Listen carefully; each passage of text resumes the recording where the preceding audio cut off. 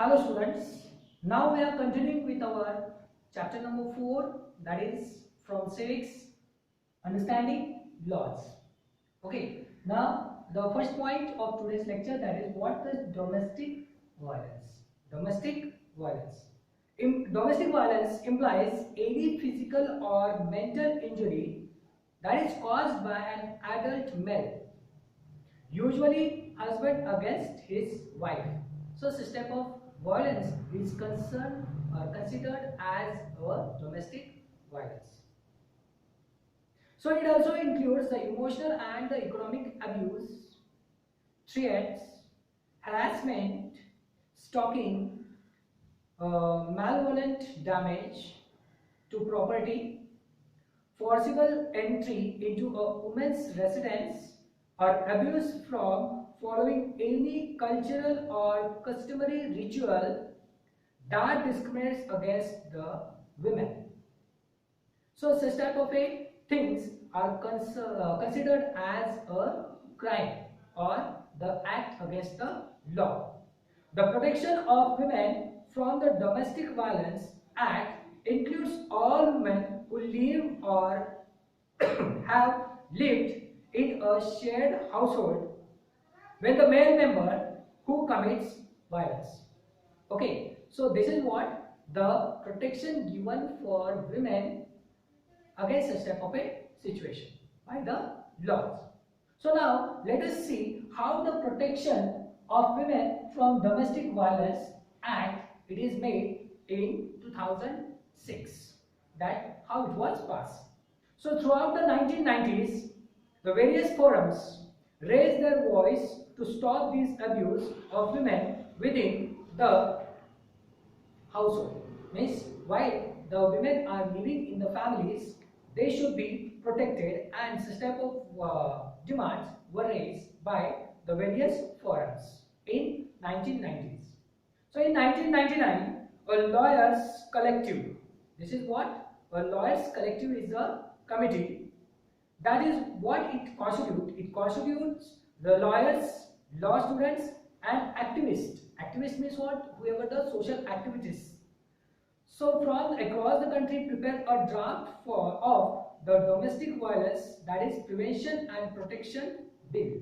Okay, as I told you, bill means nothing but only a set of a document. So though this bill was introduced in the parliament in 2002, so it was introduced in parliament in 2002. It did not satisfy the need of the victims of domestic violence. Means it was still having some drawbacks, or it was not fulfilling all the needs and the requirements of the women. So as a result, many women's organizations and the National Commission for Women made the submission to the Parliamentary Standing Committee suggesting changes. So the National Commission for Women and also the various women's organization, they made some changes with the bill and they submitted it in the Parliament again. So after a lot of deliberations, after a lot of discussion, the bill was tabled in December 2002 finally, and eventually most of the demands of the women's group were accepted. So after the discussion, whatever the demands of that, the most of the demands were accepted. And finally in 2005, a new bill was reintroduced and it became a law in 2006. So this is how the law it was made for the protection of the Domestic Violence Act 2006. So thus we can realize that the citizen of a country play a very crucial or the important role in the framing of the legislation. So we only playing a very important role because the laws are made for people. By expressing their concern and expectations, they ensure that framers of the law have taken into account the need of the citizens. So the framers, what they ensures that they should be taken into account the need of its citizens. So actually the opinion of the people that is voiced through radios means how the people can reach to the government or how they can express their needs and the demands. So they can express their opinions through the radios, television, then newspapers, demonstrations means the procession, march, etc.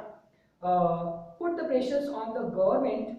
They can put the pressure on the government for the quick implementation of the laws or the legislations. So similarly, the media highlights passing of certain legislation, and this makes the course of law making transparent to the people. So whatever the procedure, that is completely transparent to the people as well.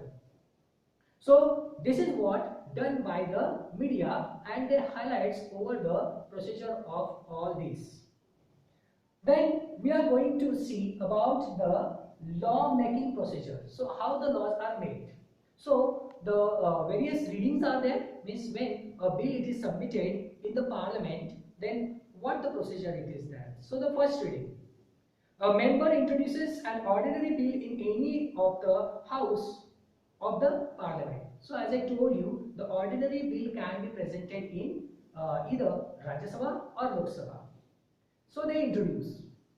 Then the second reading, that is what the bill is discussed in detail and changes are recommended. So after that first reading, a second reading is taken, and in that a detailed discussion it is happened and some changes are recommended.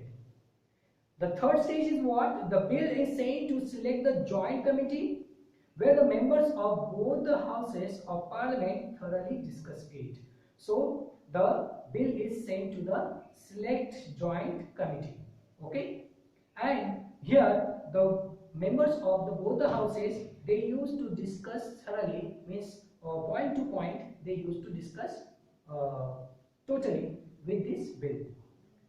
Then the next stage is the third reading. The bill is redrafted after including the suggested changes and placed before the house. So whatever the suggestions are there, changes are there, they used to make them, and they again they presented before the house.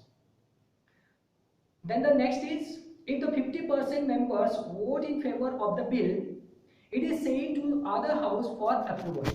So it is passed from the one house to other house if the 50% of the members approve or they used to vote in favor of that bill. So where it goes through the same process, it might even suggested some changes. So again, in the next house, the same discussion it is happened, the same process happened, and if the changes are there, they can suggest. Then the next is, if the changes are unacceptable in the house where the bill originated, a joint session is summoned by the president. At this session, discussion is taken by majority of votes of the total number of members of both the houses.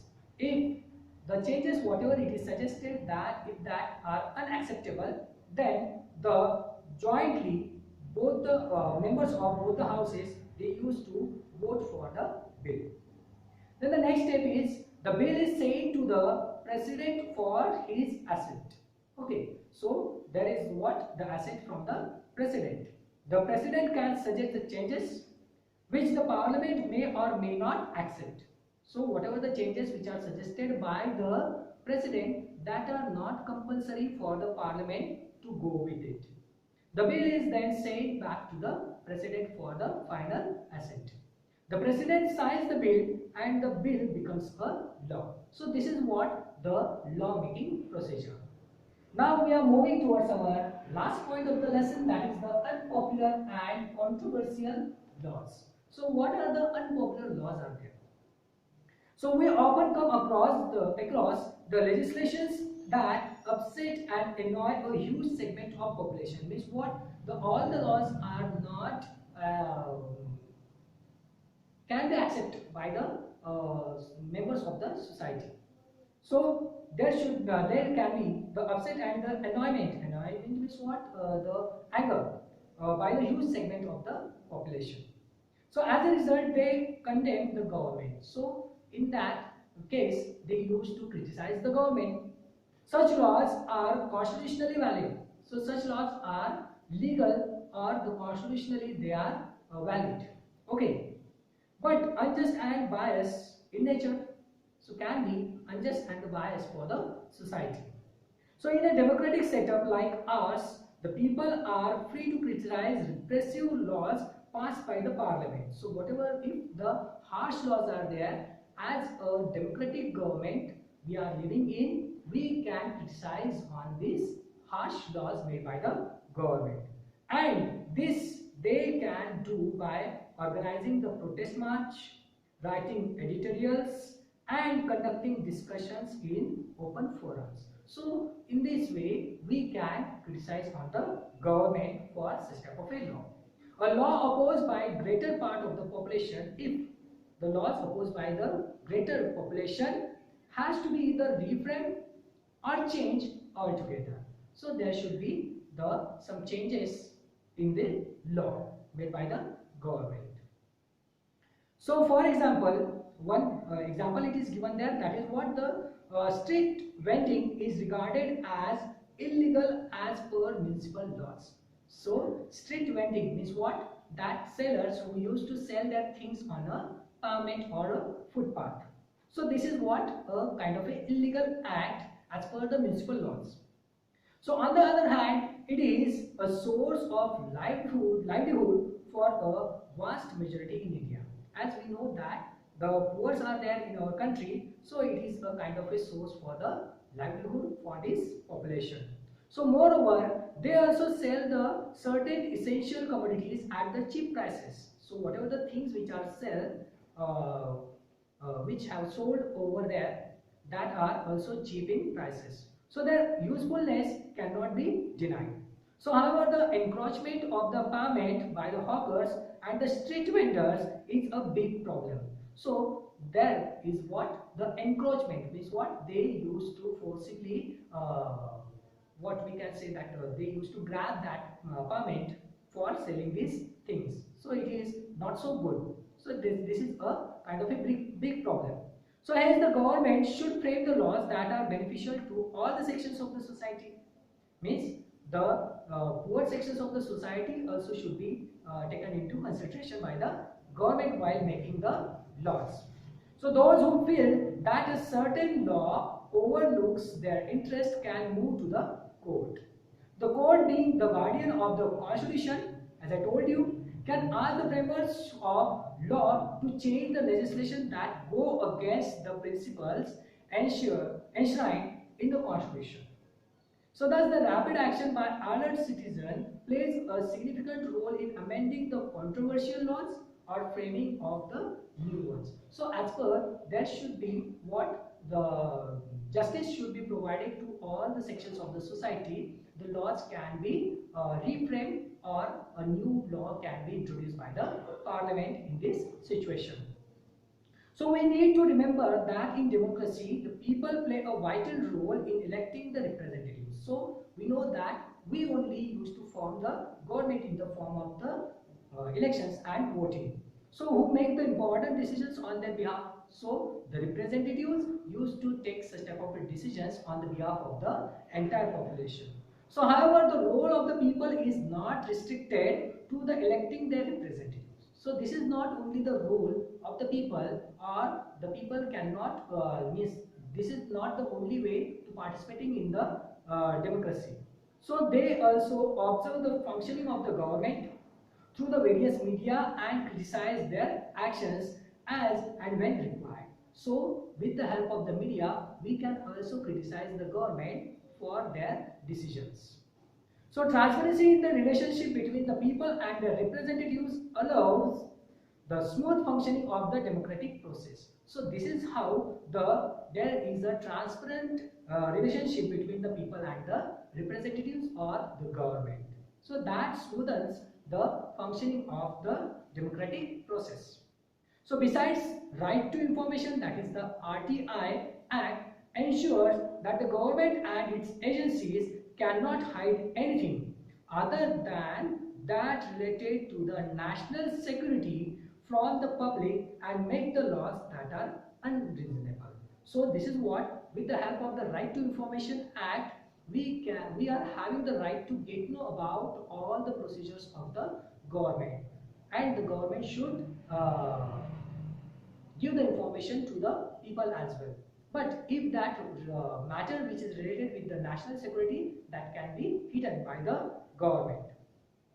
So similarly, the power to file the public interest litigation, that is the PIL, gives the authority to the common man to seek stay or termination order on a law that is contradictory to public interest. Okay, so this is what the PIL. So in this way we have completed the lesson. Okay, thank you.